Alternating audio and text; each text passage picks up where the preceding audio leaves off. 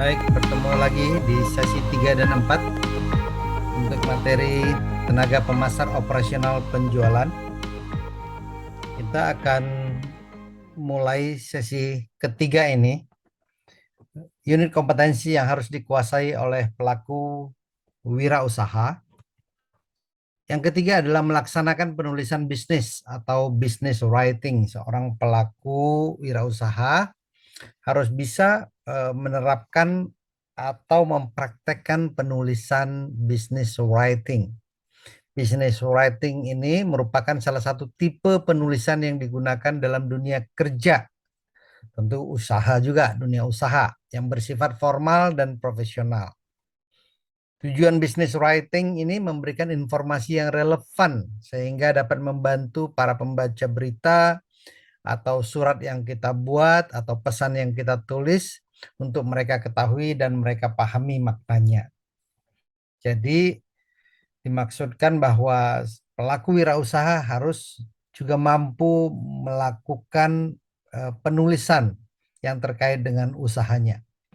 Ada dua langkah cara melaksanakan penulisan business writing. Jadi di dalam melakukan penulisan ini ada dua langkah. Yang pertama adalah kita harus mempersiapkan topik pesan apa yang akan kita sampaikan. Yang kedua adalah kita menuliskan pesan sesuai topik yang akan kita sampaikan. Yang kalau tadi yang pertama dipersiapkan, yang kedua ini dituliskan. Ketika mempersiapkan, kita harus menentukan terlebih dahulu tujuan penulisan itu untuk apa. Kemudian yang kedua, kita buatlah kerangka pesan yang dapat menggambarkan kalimat pembukanya apa, pesan intinya apa, dan kalimat penutupnya seperti apa. Jadi ada tiga bagian daripada penulisan itu. Kalimat pembuka, kemudian inti pesan yang ada di dalam, dan kalimat penutup. Sementara untuk menuliskan pesan sesuai topik yang akan disampaikan ada dua. Yang pertama adalah kita tentu harus membiasakan menuliskan nama penulisnya atau perusahaannya, jabatannya apa, gitu ya. Dan kemudian menuliskan kerangka pesannya, gitu. Jadi sangat baik kalau kita bisa ada kerangka pesannya karena orang lebih gampang memahaminya. Langkah-langkah melaksanakan penulisan untuk business writing ini seperti tadi sudah disampaikan, dua langkah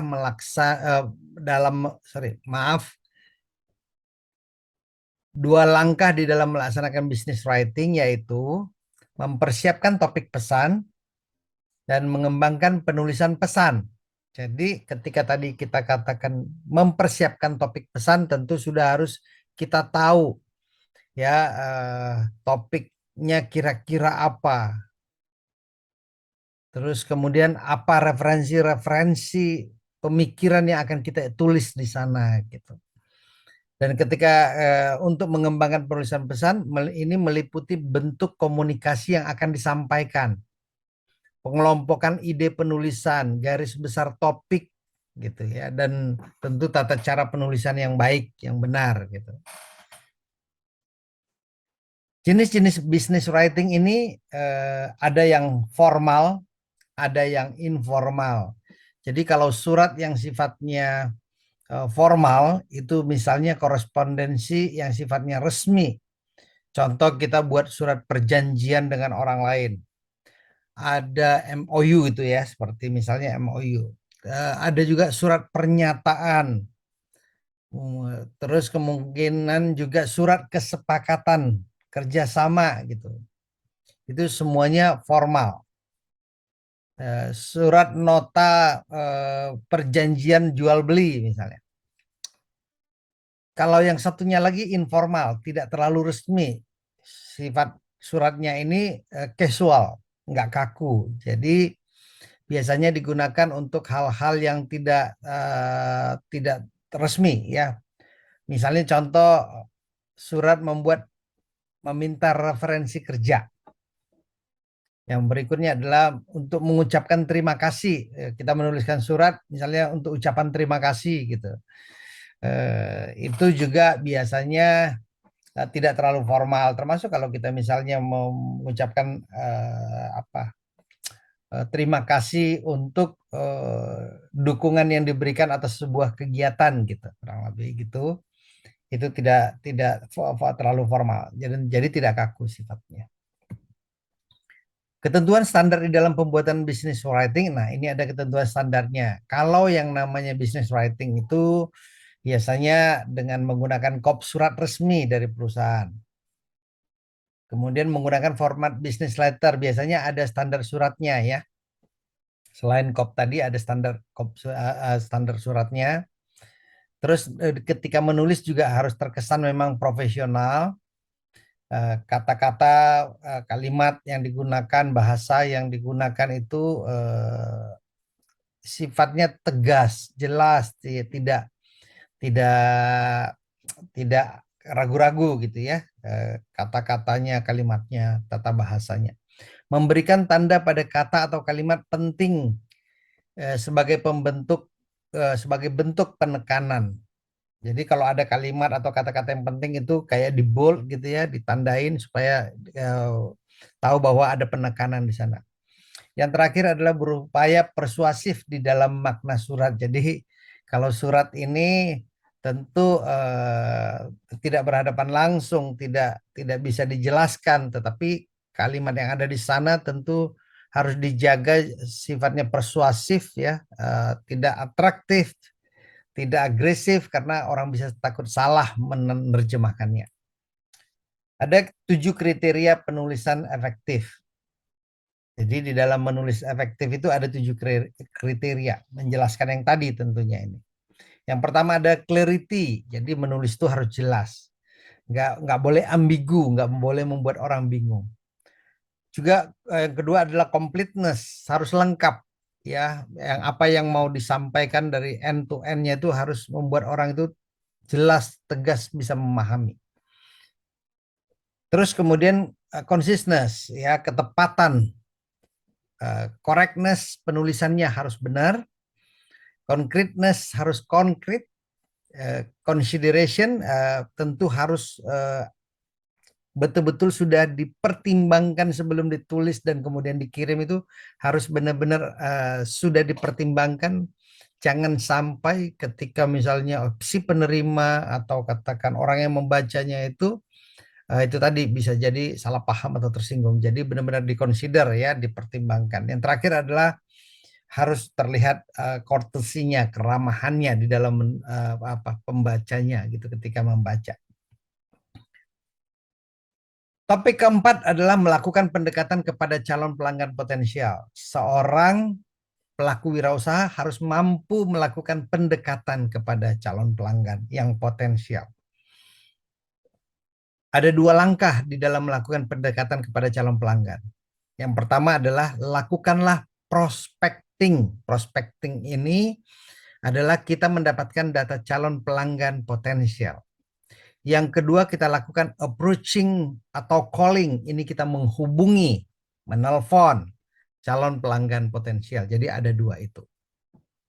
Apa yang dimaksud dengan prospecting? Prospecting adalah ketika kita mencari prospek dan menemukan hot prospek ya, dari prospek-prospek ini, dari orang-orang yang didatangi ini atau data-data yang didapat ini dirinci kembali, difilter kembali sehingga data-data yang tidak masuk kualifikasi akan kita buang sehingga tersisa data-data atau calon-calon pelanggan yang kemungkinan besar itu akan menjadi pelanggan kita. Itulah yang kita sebut dengan hot prospect.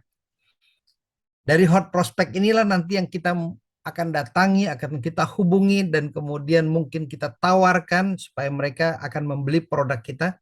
Dan orang yang membeli inilah yang kita sebut dengan customer. Jadi prospecting ini adalah proses dari approach, pendekatan prospek menjadi hot prospect menjadi customer. Referral ini juga sebuah istilah yang biasa dilakukan untuk mendapatkan calon pelanggan. Jadi biasanya referral ini adalah referensi dari, bisa jadi referensi dari customer, bisa jadi referensi dari orang yang belum jadi customer. Jadi kita mendapatkan data calon pelanggan dari orang lain. Inilah yang disebut referral, atau kita mendapatkan dari pihak ketiga. Dua langkah dalam melakukan pendekatan kepada calon pelanggan yang sudah kita sebutkan tadi itu adalah, ada satu, mendapatkan data calon pelanggan atau prospecting. Yang kedua, menghubunginya. Nah, sekarang kita akan definisikan. Mendapatkan data calon pelanggan potensial itu kita bagi dalam dua bagian. Yang pertama, melakukan teknik mencari pelanggan potensial, atau tadi kita sebut referral, atau juga non-referral. Gitu ya. Jadi tidak hanya referral, bisa jadi juga non referral kita bisa dapatkan. Melakukan teknik mencari pelanggan. Contohnya kita bisa mencari data database pelanggan itu dari, katakan, sosial media. Nah, ini yang paling banyak terbuka datanya ya. Kita bisa dapatkan data orang dari sosial medianya, dari Instagramnya, dari Facebooknya, dari Twitternya, dari WhatsAppnya, dari macam-macam gitu. Kemudian mendapatkan data pelanggan yang lengkap, akurat, dan relevan. Yang kedua, dikatakan bahwa data yang kita dapatkan itu harus akurat, harus lengkap, dan relevan. Kenapa harus lengkap? Supaya nanti mudah kita hubungi. Kenapa harus akurat? Ini juga terkait supaya data kita tidak salah. Kenapa harus relevan? Supaya berpeluang memang ini adalah orang yang kita target, yang cocok dengan produknya kita. Yang kedua tadi dikatakan menghubungi calon pelanggan potensial. Bagaimana cara menghubunginya? Yang pertama adalah kita bisa melakukan kontak melalui beragam media komunikasi. Kita bisa berhubungan melalui email, bisa kita telepon langsung, bisa dengan SMS, bisa juga kita melalui Instagram kita hubungi, atau juga melalui Facebook, macam-macam. Yang kedua adalah membuat jadwal pertemuan. Kalau kita sudah hubungi, katakan tidak secara langsung, mungkin lewat media yang tadi disebutkan, maka kita bisa menjadwalkan pertemuan. Sekarang jadwal pertemuan juga bisa direct, langsung face to face. Bisa juga kita bertemunya lewat, tetap menggunakan media online. Lewat platform misalnya kita bertemu dengan menggunakan Zoom. Bisa juga menggunakan media-media lain yang mungkin Bapak Ibu tahu cara menggunakannya gitu ya. Karena sekarang banyak media untuk meeting, atau bisa juga langsung video call gitu. Ini adalah media yang bisa menghubungi calon pelanggan secara langsung. Berikutnya adalah kita akan melakukan teknik mencari pelanggan potensial referral atau non-referral. Tadi sudah kita jelaskan. Nah, sekarang mungkin lebih detail lagi. Sumber referral itu dari mana sih? Sumber database itu dari mana? Bisa dari customer kita. Bisa dari temannya customer kita. Bisa keluarga kita sendiri. Bisa dari teman. Bisa macam-macam yang tadi dikatakan. Sumber non-referral ini bisa dari sosial media, Facebook, Instagram, TikTok, WA, Twitter, ya. List data komunitas. Jadi kalau kita masuk komunitas biasanya mereka ada data membernya, kita minta data membernya, kemudian itu bisa jadi peluang database bagi kita. Dan macam-macam, tadi sudah dijelaskan ya. Oke, mendapatkan data pelanggan yang lengkap, akurat, dan relevan. Tadi dikatakan begitu. Apa sih maksudnya? Maka kita harus menyaring sumber database-nya dari mana. Ya, database kalau kita sudah saring, tentu kita akan lebih mudah melakukan screening dan filtering. Oke, contoh nih, contoh.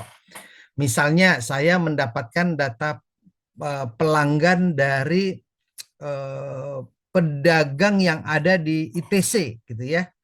Pedagang yang satu gedung ITC itu saya dapatkan orang-orang yang berjualan di sana.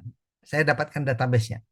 Tapi apakah semua database-nya itu bisa saya gunakan? Tentu belum tentu, karena mungkin produk saya ini hanya cocok kepada wanita saja gitu. Tentu saya lihat, oke, yang wanita dan pemilik katakan toko yang ada di gedung itu yang akan saya filter untuk menjadi hot prospect bagi saya gitu. Nah, ketika melakukan screening dan filtering ini, maka kita harus menyesuaikan dengan target yang kita sasar gitu. Jadi contoh misalnya saya ingin menjual minuman ringan, manis dan disukai anak-anak gitu. Maka screening datanya atau filternya saya harus mencari database di mana yang saya cari adalah data dari anak-anak TK, anak-anak SD gitu ya. Dan ya paling banter SMP gitu. Jadi tidak lagi menggunakan data orang yang untuk kuliah karena nggak cocok kayaknya produknya untuk mereka. Gitu. Ini yang disebut screening dan filtering, melakukan screening dan filtering. Kemudian melakukan kontak melalui beragam media. Tadi dijelaskan bahwa bisa dengan telepon, bisa dengan email, bisa dengan SMS. Banyak media yang bisa dilakukan ya, termasuk membuat jadwal pertemuan ya. Ada yang cocok mungkin jadwal pertemuannya kita bertemu one on one, satu bertemu satu gitu. Tapi ada juga yang mungkin biar lebih efektif kita melakukan presentasi di tempat banyak orang sehingga ketika orang itu tertarik itu menjadi hot prospect bagi kita gitu ya. Ini adalah cara-cara kita menghubungi calon pelanggan dan membuat jadwal bertemu dengan mereka. Baik, itu adalah dua topik yang sudah kita sampaikan. Berarti kita sudah berada pada 4 topik dan kemudian nanti kita akan ketemu lagi di topik terakhir di 5 dan 6. Salam sukses terus, tetap semangat. Sampai berjumpa.